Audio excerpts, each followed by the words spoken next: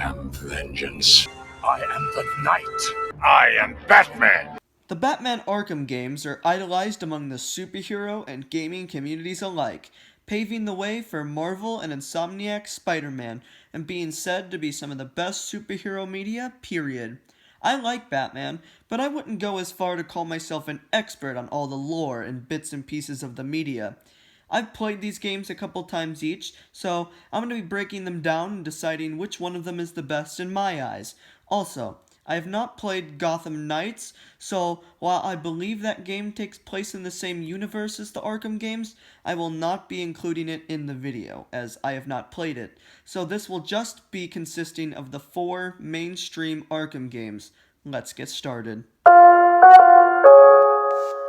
The game that started it all. Batman Arkham Asylum was released August 25th, 2009 by Rocksteady Studios.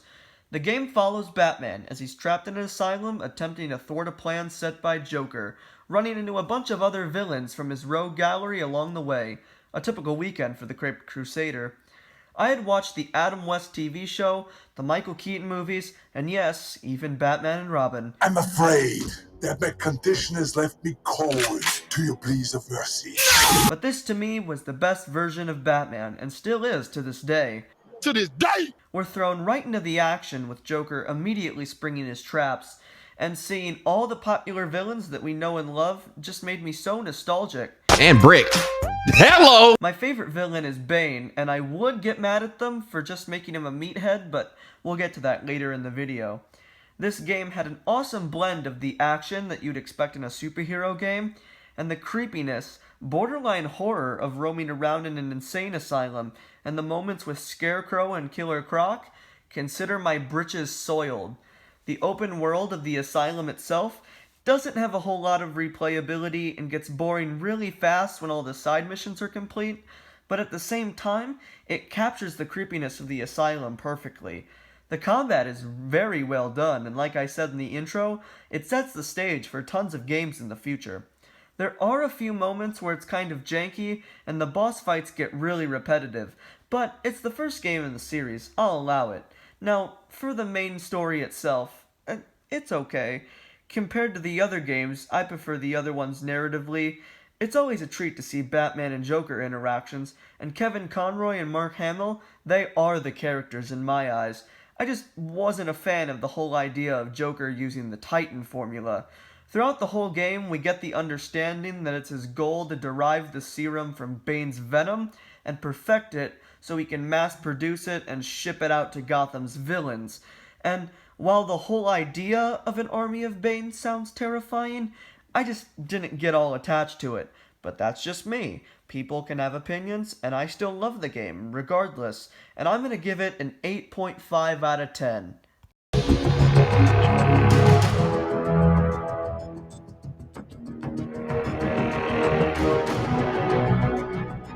The beloved sequel to Arkham Asylum, Arkham City, was released on October 18th, 2011 by Rocksteady Studios. I heard somewhere that it was Rocksteady's intention to make Arkham City from the start, but due to budgeting they had to resort to Asylum first.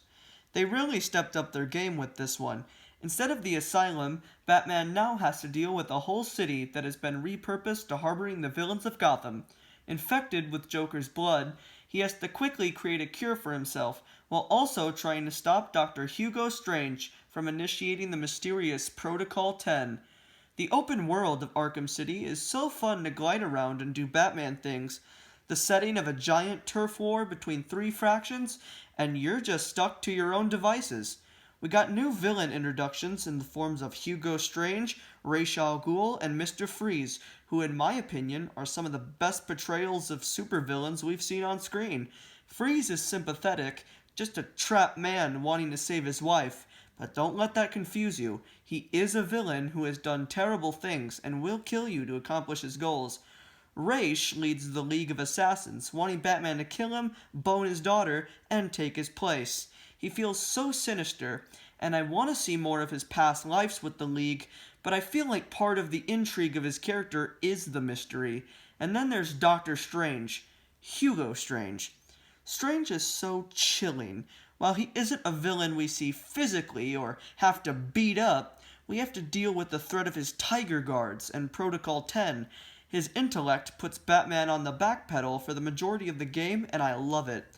I said in the previous segment I didn't care so much about the Titan plotline from Arkham Asylum, but the way that they incorporate that into this game really does it for me.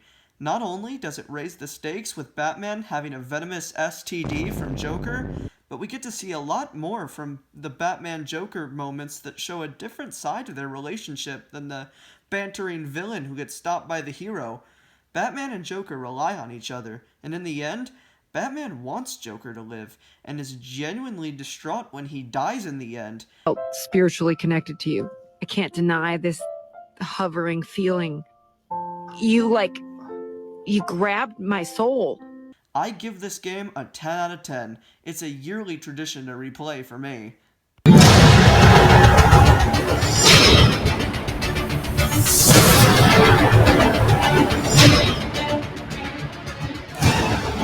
I was less familiar with this game than I was with the other ones, but a couple of years ago I received a copy of Arkham Origins and played it, and I really enjoyed it. Arkham Origins was released on October 25th, 2013 by WB Montreal, and as the title suggests, is a prequel set in year 2 of Batman's career. Batman must deal with multiple assassins who are after his head while trying to take down Black Mask. I know this game used to get a lot of hate compared to the other two, even having debates on whether it was considered canon to the Arkhamverse, but I think it's in the storyline. I don't see why it wouldn't be. I think it's really cool to see a more unhinged side of Batman, trying to understand what kind of hero he wants to be. No one really believes in him. The Gotham Underground, the GCPD, nobody but his victims, who are terrified of this creature of the night. The Christmas setting was really fun, having a snowy Gotham, and the fact that the most wonderful time of the year is filled with gang violence. It's the most wonderful time. Yes, the most wonderful time. Oh, the most wonderful time of the year.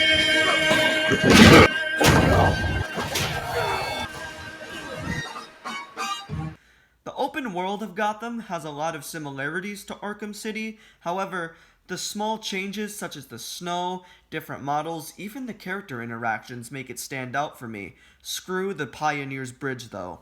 The twist of Black Mask being Joker wasn't as terrible as I thought it was going to be. I originally wanted it to be Roman Sionis the whole time and have a new bad guy, but looking back, this was probably for the best. This is the origin to the Arkham Batman we know and have grown to love. So, naturally, it would all start when he first met the Joker, the first villain we see him drag into Arkham Asylum all those years ago, or years into the future, whatever you want to call it. If Black Mask was such a big deal as he's led up to be, we'd have seen him as something more in the previous games. Instead, we see a brief scene of him being taken down by Tiger during Arkham City because he's a wimp. I feel like the other assassins could have been fleshed out a bit more, though, in the story. They're set up to be big deals in the intro, but I would really only call Bane a main character. I mean, hell, Shiva and Deadshot were pushed to side missions. I'm not saying they aren't cool, they definitely are, but it felt like some of the assassins were dragged in just for the heck of it. I'm gonna give a final score of 9 out of 10. It's an underrated gem in my eyes.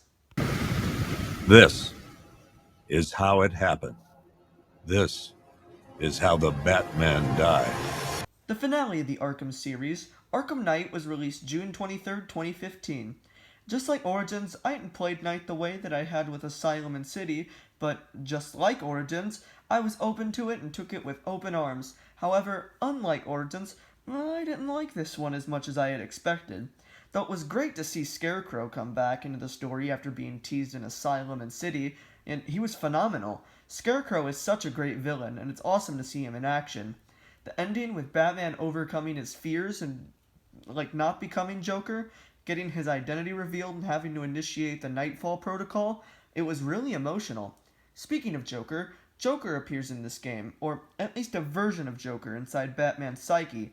A combination of the Joker blood and the fear toxin gives Batman hallucinations of Joker, voicing Batman's inner turmoil and beginning to take over his body and mind. At first putting lethal guns in the Batmobile, and eventually straight up turning Batman crazy. It's a great way to show that Batman is still dealing with the loss of Joker and afraid of becoming just like him. And when he overcomes it, he says that one thing that George Clooney also said, and it felt super earned, and I was proud of my boy. Iron Man. One villain I did not share enthusiasm for was the Arkham Knight, which is sad because it's the title of the game, and he and Scarecrow are the two main antagonists. I like Jason Todd and the Death in the Family Red Hood storyline, but I just found it a bit off, seeing as how it wasn't really set up, except being a part of the already established Batman lore. I think it would have been really cool if it was Damian Wayne, wanting to avenge the death of his mother in Arkham City, and angry at his father for not coming to his aid, even though Bruce didn't really know of his existence. It would have gone off of an already established remark made by Talia al Ghul, and put yet another layer between City and Knight, because we obviously need more of those. Seeing Red Hood was cool, but Jason's already a badass. I want Damon to be something more than a little bitch.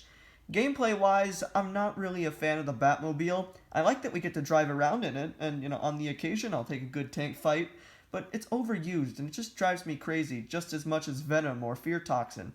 Compare the boss fights with Deathstroke or Firefly from Origins, and then look at Knight, and tell me that you couldn't have done something more than drive around and go pew-pew. The combat otherwise was badass, as always, but I just got Batmobile fatigue. Chicks dig the car. I'm still going to give it an 8.5 out of 10. It's a great game despite its flaws, and a great way to end the iterations of these characters. My final ranking would have to be Asylum last, then Knight, Origins, City. Like, subscribe, do all the things. I think we're done here. No, we're not done here, because I forgot one thing. Fuck Riddler. I didn't talk about him in any of my individual game segments because he deserves his own segment. He made my life a living hell, spending months, years collecting his trophies, solving his riddles, and for what? To prove that you have a bigger brain? I admit, some of them were pretty clever, but 884 trophies, and whatever the hell many riddles.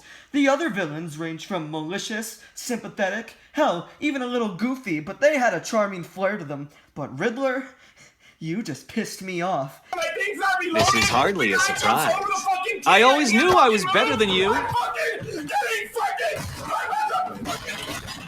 Edward, Riddler, he who riddles. You claim to be the master of riddles? Well, I have a riddle for you.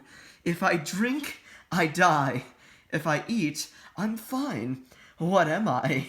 You haven't guessed it? Come on, use your brain. You must be smarter than that. The answer is a fire. That's where I'm gonna throw you into, the deepest fires of hell. I am going to put you through every known torture method known to man, and then some. And just because Batman doesn't have a no-kill rule, doesn't mean I do. So I leave you with this, Riddler. You better sleep with one eye open tonight, because as you've been watching this recording, my resources have tracked this device, and I'm rapidly approaching your location to begin beating you up with a frozen chicken leg. But hey, I'm just messing with you, Enigma. You know I'm your pal. What?